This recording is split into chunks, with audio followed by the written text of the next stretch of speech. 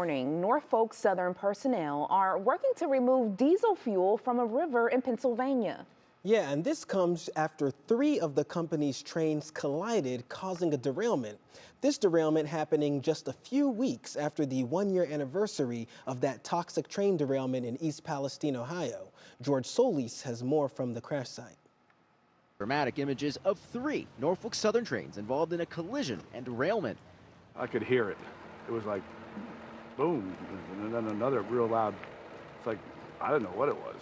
The NTSB now investigating the wreck, saying its preliminary assessment shows the derailment occurred after an eastbound train collided with a train that was stopped on the same tracks. A westbound train then striking the cars that had spilled over onto its tracks. In the derailment, 2 locomotives ended up partially submerged in the Lehigh River.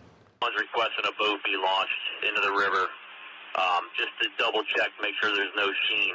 Norfolk Southern saying it will clean up a small amount of diesel fuel that spilled into the river and plastic pellets that spilled from one of the cars. The company adding there is no threat to the public, no hazardous material concerns from the rail cars, and no reports of injuries to our crew members.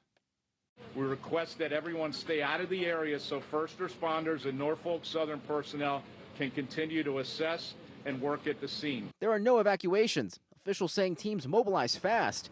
Adding first responders have trained multiple times since the toxic train derailment in East Palestine, Ohio. The 1-year anniversary of that wreck just a few weeks ago.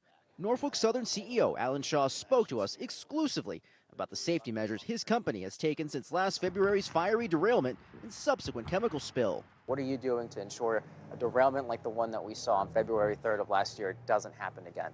Yeah, it's a comprehensive approach. There's no one single thing that you can do. It's a continuous improvement process. But back in Pennsylvania, another multi-car derailment, leaving another community stunned. We hear the train every single night. It looks very scary and horrible.